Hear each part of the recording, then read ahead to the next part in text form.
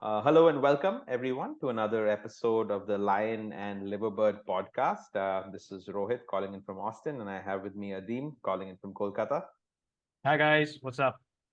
So today, the last episode actually that we released was on the managerial appointment at Liverpool, Arne Slot coming in from Feyenoord, and today's episode is going to be, discussion on managers. So a little bit in-depth analysis of a certain aspect of managers. So when I was thinking about this episode, I wanted to talk about, whether a manager can evolve his tactics and, how that plays into manager's longevity. But then I realized, when I was jotting down the points, that there are so many other things that makes a manager tick and makes a manager last for a long time.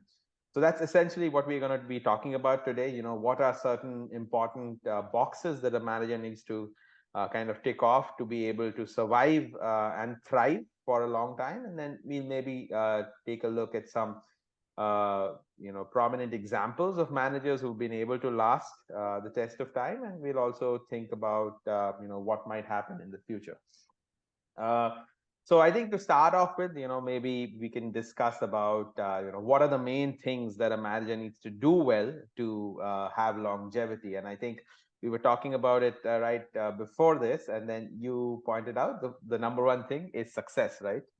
Go ahead. Yeah, yeah. So obviously, success will ensure that you're in a job, basically. Yeah. So success in the sense that you're winning titles. We've seen it with all the top managers. I think whoever stays the longest at a club, or they go to different clubs, as we've seen with a certain Carlo Ancelotti. Hmm. The titles you win basically keeps you in a job. That's Yeah. just the way football is nowadays.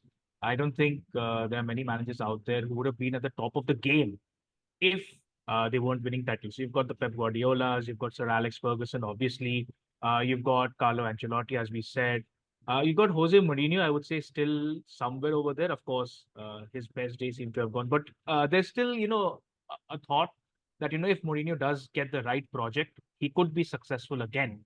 And then there are some other factors also, obviously. But success, I think, is one of the most important factors because Yeah, yeah. I think if you can deal with yeah, winning trophies, there won't be pressure on you, right? yeah, And you yeah, can stay at a job and you have a longer time because I mean football these days is like it's such a short term thing. You get a contract for 2 3 years. We've seen it with Chelsea, where the managers are sacked for basically nothing. They're not even given the time to show what they can do for with half a season, maybe one season under their belt.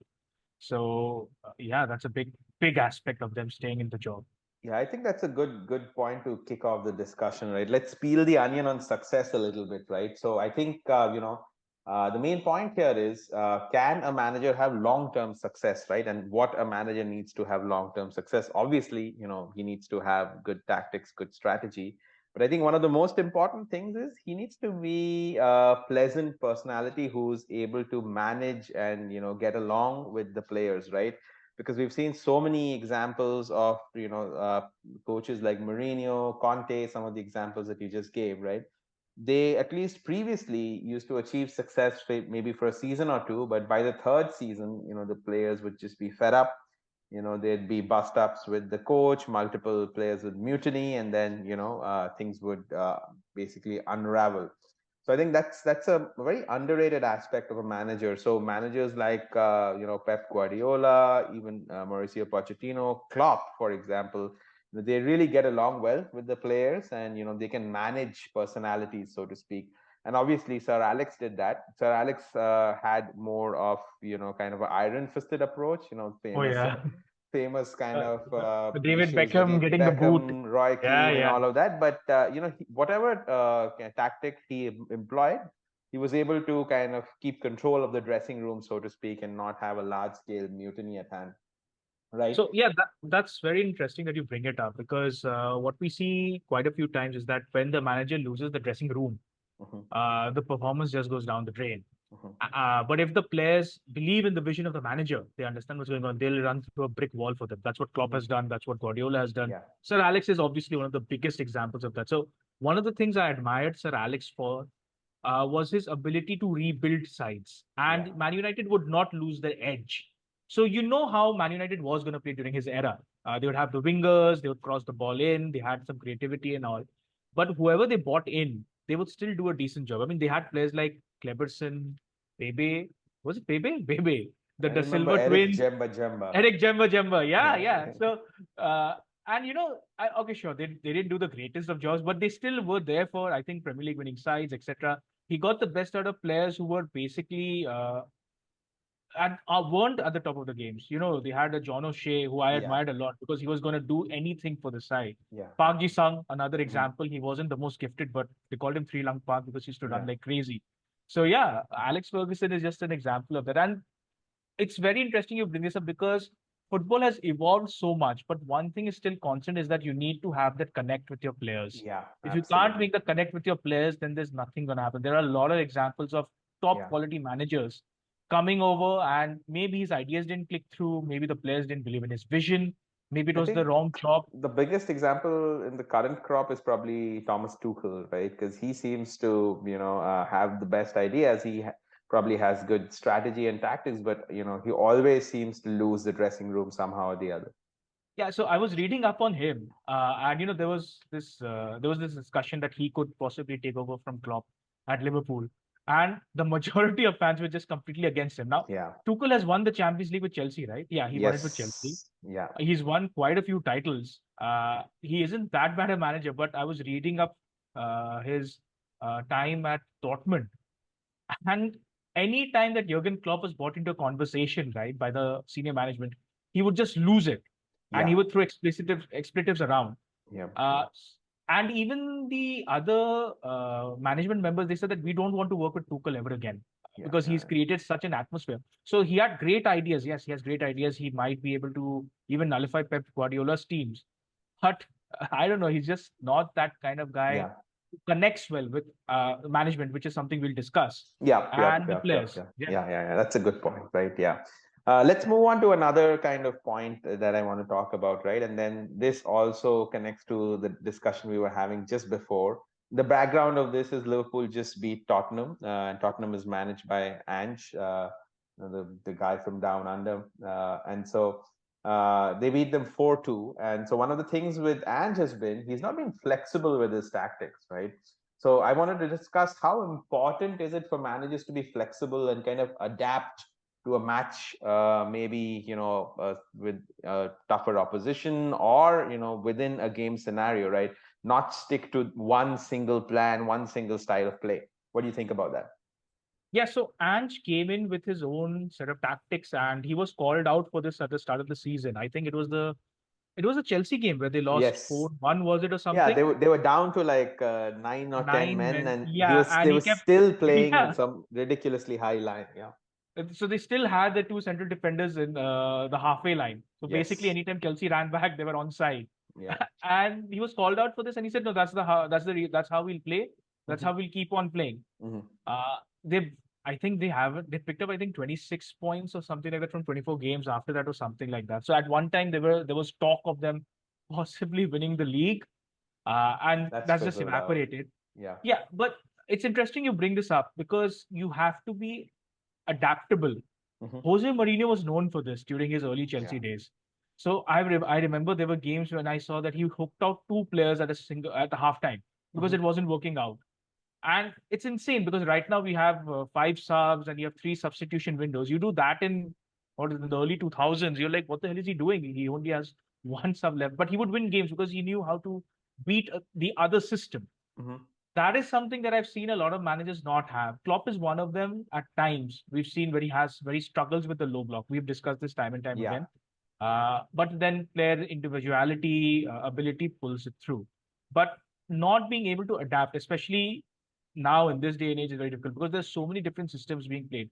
Hmm. Unless you're a Pep Guardiola, unless you're a who else is there? Unless you're a Carlo Ancelotti, you Ancelotti does can't. adapt though, right? Like he Yeah. parked the bus basically, right? Last two games Oh yeah, against, yeah, he still yeah. won. Yeah, Against City. No, yeah, so yeah. what I was saying is that in the majority of the games, they don't Hmm. have to change their tactics True, because true. they are a Man City and they are a Real Madrid. Hmm. Hmm. Have the players who have the magical ability Yes. to Yep. unlock anything. Exactly. Whereas the other clubs, they need to have something else to do. That's why a lot of clubs you see will sit back against Manchester City. Hmm. Whereas we'll say that, oh, why doesn't Brighton just play free flowing football against them? Like, no, it's True. not gonna work out. Yeah, Like that's 99 dumb. Yeah. times out of 100, you will get beat 3-0 against Manchester City. You might as well try to he frustrate them and hit them on the counter, which is what Crystal Palace have done Hmm. time and time again to Man City. They're like the bogey team. So you have to be adaptable unless you're like at the top of the game.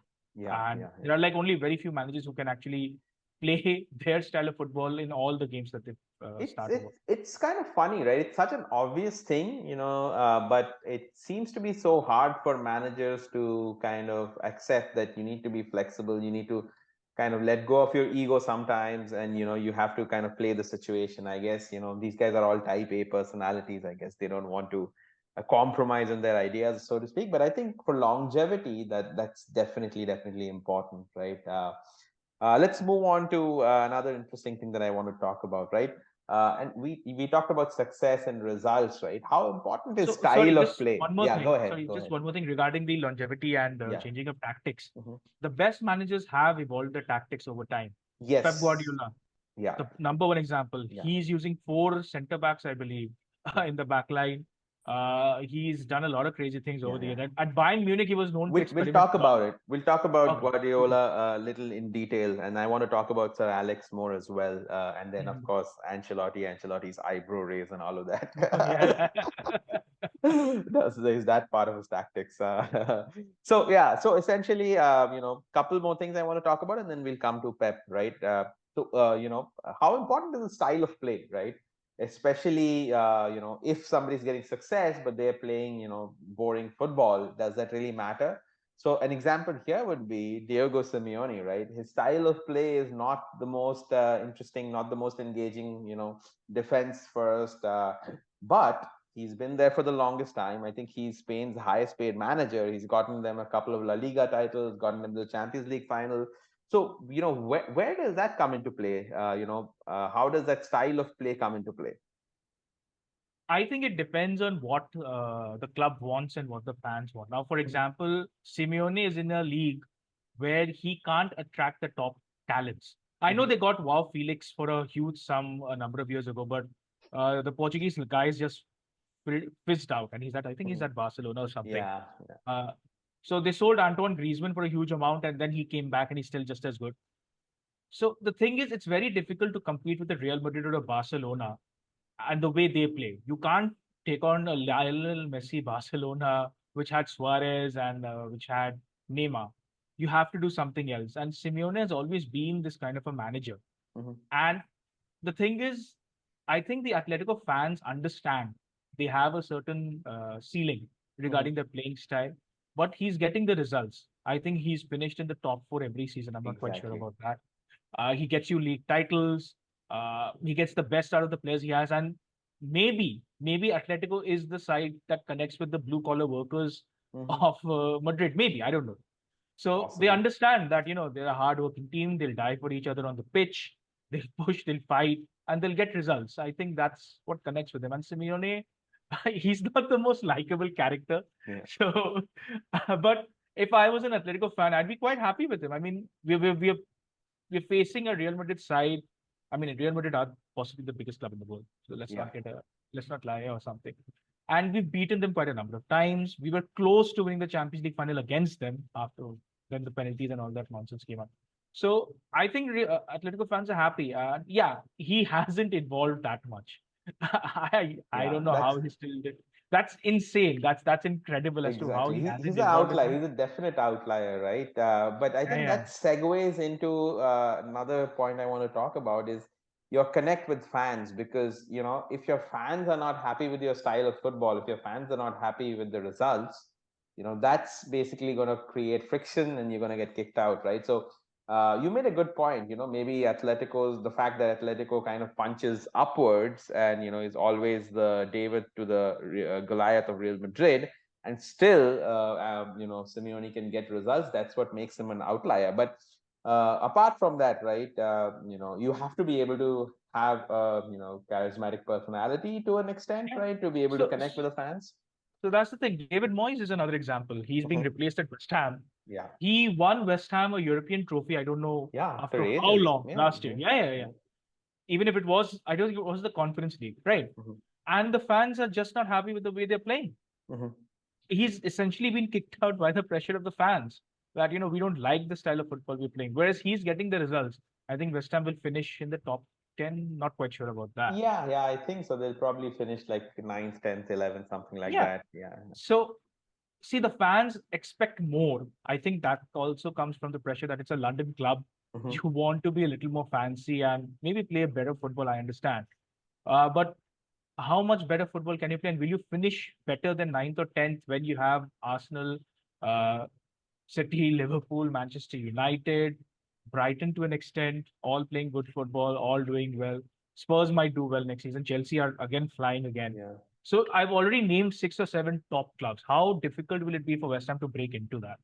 I know Hmm. Aston Villa have done it with MD, Yeah. but can they do it year after year is something to be seen. So Yeah. the It's connect kind with the of interesting. fans, Yeah. yeah, the connect with the fans is a huge deal, I think, Hmm. for the manager to stay at a club. Yeah. Poch at Chelsea has had the hardest time to connect with Chelsea fans because Chelsea, at least the hardcore Chelsea fans, seem to have some historic hatred towards him because of his time at Tottenham. But that's just being dumb, right? You can't be that tribal in this day and age. But he still, he's managed to connect with the fans in a certain way in a very tumultuous season. But I think that's a very important thing. And we talked about this yesterday about the fact that Arne Slot, he's a charismatic person who is a good speaker, who has got a good connect with the fans. So I think that's definitely important for longevity in football. Uh, let's talk about one of the things we kind of touched upon earlier, right? Can the manager manage the people above him, right? Can he work well with them, right? Manage expectations, get, through what his demands are and kind of negotiate because everybody's trying to make money now. You have the financial fair play rules and all of these things throughout. So if you can't work well with your organizational structure, with your CEO, with your owner, things are always going to go south, which is something that's happening with Tuchel, right? You have the CEO of Bayern coming out and saying before a semi-final game that Tuchel does not work well with the management. He just Yep. keeps asking and asking for more. He can't improve players and things like that. So, if you're fighting with your players in the dressing room, that's bad. But then on top of that, if you're fighting with the management, it's just like a toxic scenario, right? Yeah, so this is like any other job that we do. Yeah. If you're going to fight with the senior Yeah. management, you're going to fight with your subordinates and your juniors. Oh man, You're not that's going to funny. be there for long. So no Yeah, one's going to want to work for you. true. Nobody will want to work with you, and nobody will want to keep you. The Yeah. funny thing about Tuchel is that the fans want to keep him because they can't find a better Yeah. alternative. Yeah. So Right it's now. strange. Yeah. They've been talking about Ragnick and the other Oh my person God. who is it? Ragnick, and there was this other guy. Yeah. When they said Ragnick, I was like, wait a minute, what's Yeah. going on here? so, so it's Ragnick, and I think he was the former Bayern coach or former Germany coach. I don't remember. So it's very strange with Tuchel. But yeah, so you need, I mean, in the end, a football manager's job is like a management job anywhere else. It's a Hmm. little different because you get to see them in the limelight all the time, but you're still dealing with the same resources, Yeah. finances. You need to have people skills. Hmm. I think it's a little underrated because most of the fans just see the football match on the Saturday, Sunday, or a Wednesday, Thursday, and they say that's it. It's just football. How difficult can it be? No, it's very difficult because you need to deal with so many people. I mean, your squad is 25 to 27 strong. You've got to look at the youth team. Then you got to manage the expectations of the management. And Yeah. then you've got the fans who'll be screaming and shouting every day. Hmm. So this people skills is huge. And if you can work well with obviously the senior management, it bodes well for you in the long run. And this also comes in through the structure that is there in a club, Yeah. which is something that Liverpool are doing now. So you have Michael Edwards who's going to lead everything, not on the pitch.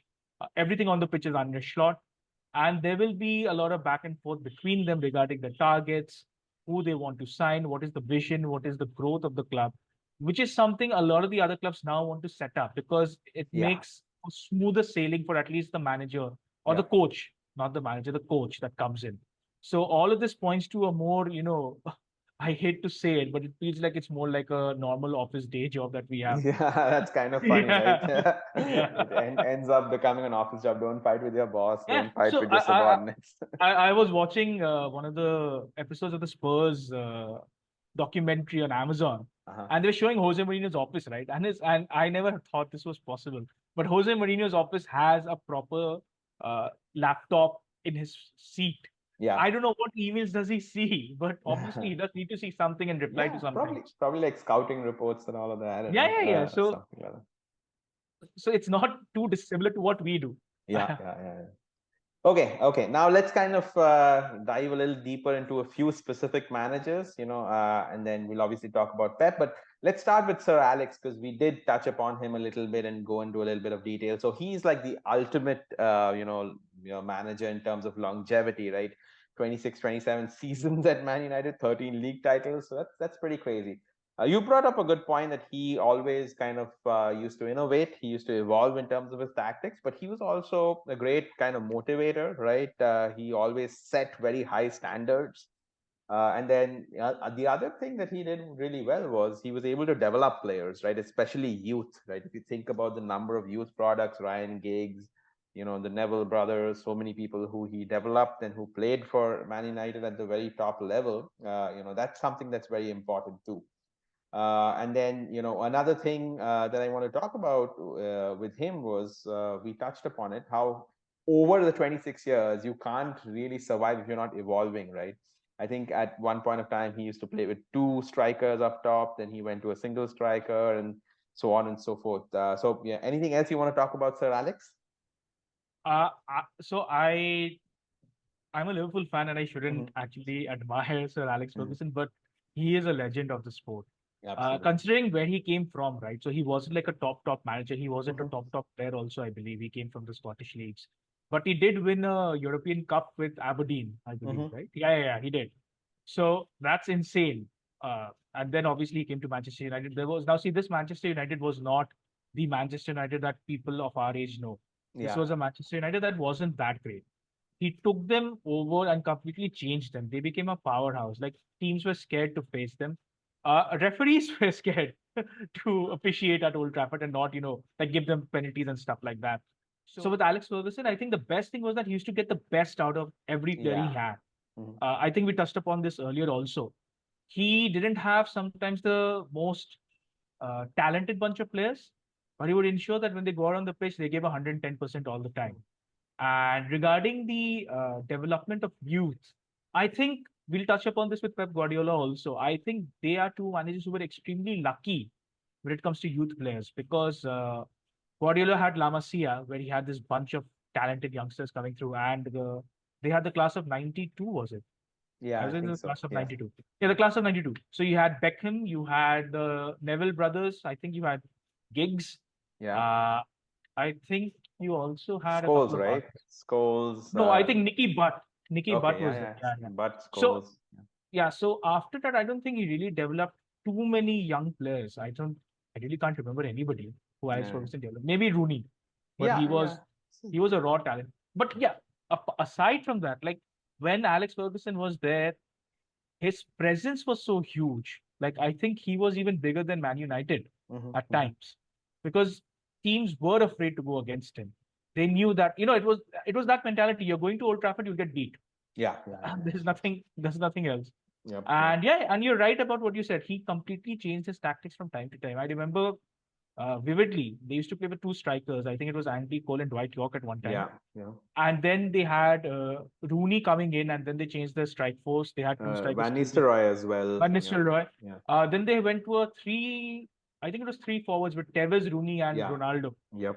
Uh, then they also did something similar with Berbatov. I think Berbatov, Nani, and Ronaldo, or was it something else? I don't remember quite well, but he did evolve, and that just shows that you have to evolve a bit to stay in the game, Yep. especially other. Yep. Okay, from Sir Alex, let's talk about Pep Guardiola, right? One of the, true innovators of our time.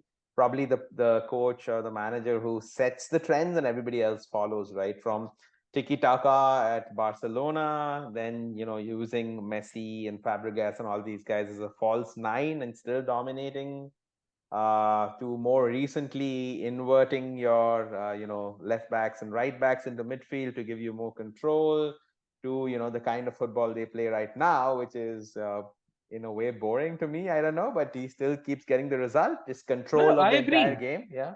Yeah, I agree. This whole control thing really irks me. Hmm. Something that Liverpool also have tried to do this season. Hmm. Uh, So the reason they do this obviously is because the longer you have the ball, the lesser the chances for the Yeah, opposition to create something. yeah, yeah, And Pep's got so many good technical players that they can just weave around any defenses. That's why it works for them and it doesn't work for us yeah. all the time.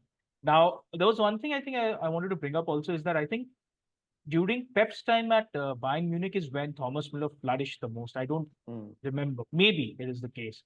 They used to call him the spaceman. He used to glide in through spaces. Nobody knew what to do with him. And Pep in the did sense, transform Bayern, their playing style a lot. yeah, Yeah, yeah. So Guardiola is actually an innovator, but that has also hindered him quite a few times. Because somebody like him, he should have won a lot more Champions League titles. mm. He's messed up in the He Champions League quite a few times. overthinks. Yeah, yeah, yeah, for Overthinks, sure. yeah. I mean, He the didn't one overthink. with Chelsea. Yeah, yeah, Yeah, correct. He didn't overthink last season, I think. yeah, And yeah. he won it.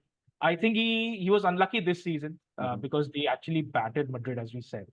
But apart from that, yeah, Pep Guardiola keeps thinking of stuff that other people, they just don't see it. Hmm. Right now, the fashion is playing those four centre backs, which Pep Yeah, Guardiola, I think, started doing last season, at the end of last season. And he's continued it this season. And it makes sense for him because you need to find new ways to. I think maybe he gets bored of yeah, playing the yeah, same yeah. kind of football. Yeah. We all get So bored in our day jobs. So the he might get bored like, yeah. the interesting thing is going to be, when maybe he retires or something, like who's going to come up with the next innovation? Because right now everybody's being copy pasting whatever he does, which is kind of interesting. But I mean, fascinating career, right? Somebody who thinks so deeply about the game and comes up with certain things like this. Because, especially when I talk about this, because last couple of games, Chelsea have been inverting Cucurella, who's a left back, into midfield against Tottenham and then today against West Ham. And, we've seen great results in both the matches. And it took Poch the longest time even to copy, Guardiola. Of course, there are, so many things at the back, but it's kind of interesting, right? Guardiola sets the trend and then everybody follows. Uh, let's talk about, somebody who just beat Guardiola in the Champions League quarterfinals, Carlo Ancelotti. How does he do it? Like he just like raises his eyebrow and Right. like something happens. What makes him special? He's now won, I think, league titles in like 5 different countries. Yeah, he's won He's it won in, I like think, 4 or 5 Champions League that nobody's done, and he's been yeah. around for ages. Yeah. So I think it's just the power of the eyebrow. I think he just raises his eyebrow and the players just see it and they're crazy. No. So it's interesting. We also need to discuss about who the players were, Mhm, who the managers were during his player days. mhm, Alex Ferguson wasn't the greatest player, but he became one of the greatest managers. Pep mhm. Guardiola was a great player at Barca, Yeah, and he became a great manager. And Carlo Ancelotti was a legend yeah, in Italy. really good play. Yeah. And if you look at the clubs he's managed, right, it's crazy. He's been at Juventus, he's been at Milan, he's been at Chelsea, he's been at PSG, he's been at Mhm, Madrid twice, mhm. he's been at Bayern Munich, he's been at Napoli, and I don't know how this happened or why this happened, but he Everton. was at Everton. That was an Yeah, interesting experiment. Yeah, yeah, yeah. But do you know? I mean, I was thinking of this, and then for some reason, I thought Ancelotti's time at Everton was a failure. But turns out he has one of the highest win ratios for their managers. it just goes to show how great he was. So I think, I mean, it's crazy as to what he has done and all, and I think it's so. I think Ancelotti has been also a little bit lucky with the talent he's had. Because Absolutely. you see the clubs he's managed, right? All Yeah, of yeah, them had good talent. yeah, AC yeah. Milan, the 2001 team, which won the Champions League, I think in 2000. He won it with them in 2006, 7, I believe. Yeah, he beat us, and he also won in 2003, 4. I remember that. They had Kaká, they had all those crazy players. Real Madrid, the current team, they have crazy players. The Chelsea team that Yeah, really good he players. had really good players. So I think that also plays a role that if you have a good bunch of Yeah. players, So you can set up any formation and they'll go and get something done. just to tie into something that we talked about earlier, right? When you see all the photos of Ancelotti after winning a title, you can see how much his players love him, right? You see his Yeah, photos like with a cigar and with all the players surrounding him. So he's a really good maybe. man manager, right? He's like Yeah, like the boss you want to work hard for. He's like the boss who kind of motivates you. And the other thing that I like about him is he knows, which one of his players to empower. Like currently, if you see, he basically his game plan is just give the ball to your, the strikers that you have, and you have Bellingham, you have Rodrigo, you have Vinicius. extremely talented, quick, strong players, and let them do their thing. That's his thing. Like empower people to kind of flourish and show their skills. Yeah. So he can even use Cruz and Modric. Yeah, They're yeah, yeah. so good. So as we've just discussed, if you have a good bunch of players, right, Mhm. any formation you put in, they will somehow work it out. And there has been talk of Ancelotti wanting to change his tactics a bit. There's been talk of them trying to get Alphonso Davies Hmm. from Bayern Munich, which will actually hinder, I think, the winger on the left. I think it's Vinicius Yeah, who might yeah. want to come in, or Rodrigo who might want to come in and play as a striker. But then he's also trying to get some other striker to come in because he wants to change Mbappe, their playing style. Yeah, for so free. Yeah. for free. So that's going to be a task for him. But with Ancelotti there, I think he'll make it all work, even if they do get Davies and Yeah. Mbappe. Can you Yep. imagine a Real Madrid side like that? Yeah, yeah, yeah. Rodrigo, Vinicius, Yeah. Mbappe, Cruz, I think, yeah. Valverde. Yeah, yeah, yeah. And the young midfielders have got Chouameni, Kamavinga, all of these Oh guys. yeah. It's Oh pretty wow. much over for everybody else the next few years. So he's fascinating, right? So there are more than one way to kind of bell the cat, so to speak, right? It's kind of clearly shows you have Pep or Alex Ancelotti all doing their things, but they seem to be good at very specific things, right? Let's talk about some of the folks who've kind of gone out of fashion, right? The flip side of the coin. So let's talk about Mourinho, Conte, and to a certain extent Benitez, right?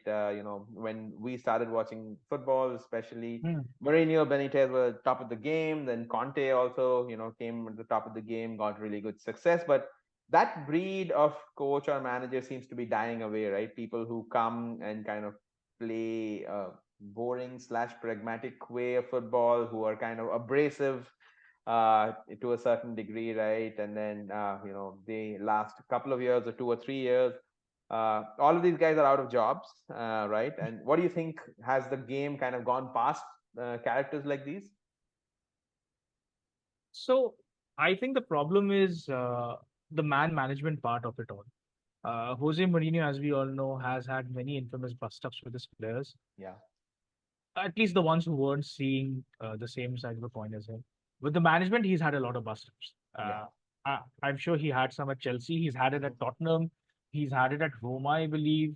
I think he's had a few bust ups with the fans.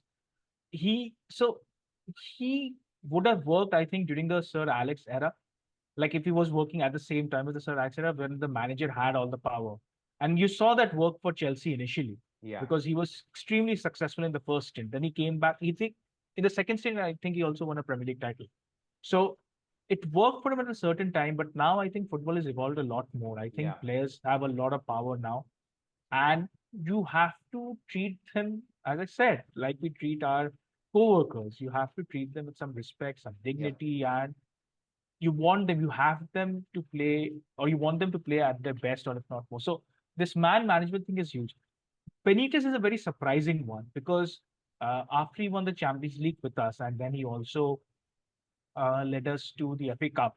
We were close to winning the title until United pipped us. I think it was the 08-09 season. But he had a very huge bust up with our owners at that time, mm, George Gillett and Hicks. And after that, it's been just completely downhill for him. yeah. Uh, and then some of the decisions he takes also is a little weird. Why would you go and manage Everton?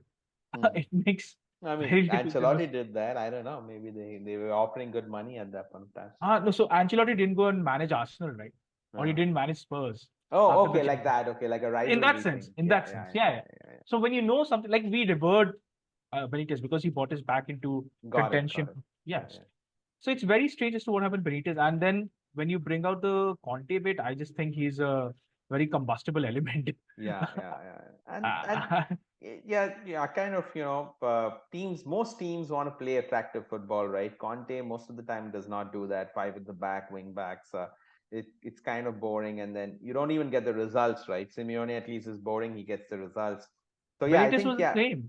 yeah, yeah, He yeah. used to Same play thing. very defensive. He was a cup manager. That was the joke Yep, yep, yep. during his time at Liverpool is that he'll get Yeah. results in the cup games. Yep, yep, yep. So that's kind of interesting. Some of these guys who we grew up knowing as the best managers seem to have kind of faded away, while some older folks like Ancelotti and all of these guys still keep winning and keep managing to innovate or adapt rather. So last thing I want to talk about, we're almost at the end of the podcast, is, who are the new age managers who are bringing in innovation, who, we think might last, the test of time. Of course, Alonso is the rising star, right? We've talked about Javi Alonso. He's had, an amazing career. He's played under some of the best managers, learned from the best managers. He just won Bayern Leverkusen their first Bundesliga for the after the longest time. We have Arne Slot from Liverpool, right? I'm excited about seeing what he can achieve, and then Thiago Motta. I think he's been doing Oh really yeah. well at Italy. So, do you think what do you think about these guys and anybody else that comes to your mind? So yeah, I think Arne Slot is obviously someone that we'll have a very close eye on next Mhm, season because obviously he's going to be under the limelight. We have a huge episode with him, which we discussed last time around mhm, his tactics, mhm. his ability to rebuild teams and all. And you pointed out last time that he uses some very interesting techniques when it comes to Yes. man management, Yeah, sending them man. to Yeah, man yeah, management, like improvement and all motivation. of that. Yeah, Yeah, yeah, yeah, yeah. So that's very interesting. The Alonso one is the most interesting, I feel, because Anish Lott's been at the top management in Holland for I think 2 or 3 seasons, and he's won stuff in 2 or 3 seasons. Alonso has been like a flash in the pan, but I think he's just becoming better and better. yeah. Leverkusen still are undefeated. Yeah, They could finish this entire season undefeated, yeah, yeah, which would be invincible. insane. Yeah, Yeah, yeah, yeah. after the They should get Arsenal. a Yeah, dime. yeah, Yeah, so they're unbeaten in Europe also, which is yeah. insane Oh to yeah, think about. yeah. So they could win everything without Win losing the a game. double. Yeah, yeah, yeah. Yeah. And he also plays with three at the back. And Mhm, he's got wingers bombarding. So we're talking about three at the back and uh, Conte. But this thing is a lot more attacking minded. He's yeah, getting players like Granit Xhaka to play yeah. really well also, And which he's shows his winning. man management. Yeah, Yeah, and his man management skills. yeah, yeah. And he also knows when to make the move and when not to make the move. So he's still at Bayern, Yeah, Leverkusen, sorry, he's still at Leverkusen, and possibly he'll be the next Real Madrid manager. yeah, And yeah. Thiago Motta is the one that a lot of the Hipsters. hip football, yeah, yeah, the hipsters Yeah, are following yeah, yeah. because it was 2-7. I think it's 2-7-2, right? Yeah, Yeah, yeah. it's I a think two he's seven two talking about formation. like Yeah, a lateral, horizontally. Yeah, horizontal. yeah, Yeah, yeah, yeah, yeah. So that's something a lot of people want to see, and they're interested in knowing how he does and how he doesn't do. So yeah, it's interesting to keep an eye on all three of them. So yeah, Xabi Alonso is the one I think most of us will keep an eye out on yeah. Hmm. because if he ends the season undefeated, that's going to be some achievement considering Yeah, that they were yeah. up against Bayern Munich and all. Yep. And regarding some other young managers that people might want to keep an eye out for, one is Simeone Inzaghi, who's the Inter Milan manager. That's a good one. He won the Serie A title this season, right? And Yeah, I yeah, think yeah. he Ran ran away away with with it. it. Yeah, Yeah, yeah. yeah, yeah. Which is unexpected, but that just shows that there are cycles that happen in Italy, which Hmm, is hopefully hmm. England and Man City don't win another title. And there is another manager that I think we should all keep an eye out for. Is I was just reading up on it. I think the Bournemouth manager has been doing pretty well, right? Oh yeah, yeah. Bournemouth manager is there. There was one more guy. I can't find his name. Oh, it's Will Still from Start. Yeah, yeah. So the hipster one, the hipster one. No, man. I think he was famous because he didn't have a like coaching license or something, and they were Hey, happy to pay a fine because of I know. it. That's why I brought him up because Yeah. everyone was talking about Will Still last Wills. season. That's a good name. So he left the job. I think he's Yeah, been yeah, yeah, he yeah, left the job. So yeah, yeah. yeah, who Cool, knows? cool, He cool. might come to the Premier League soon. Yeah, yeah. So I like your shout out for Will still.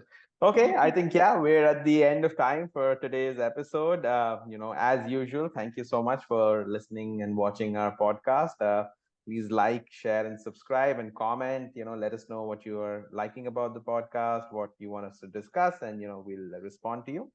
And then again, have a good night or have a good morning wherever you're listening to. Goodbye.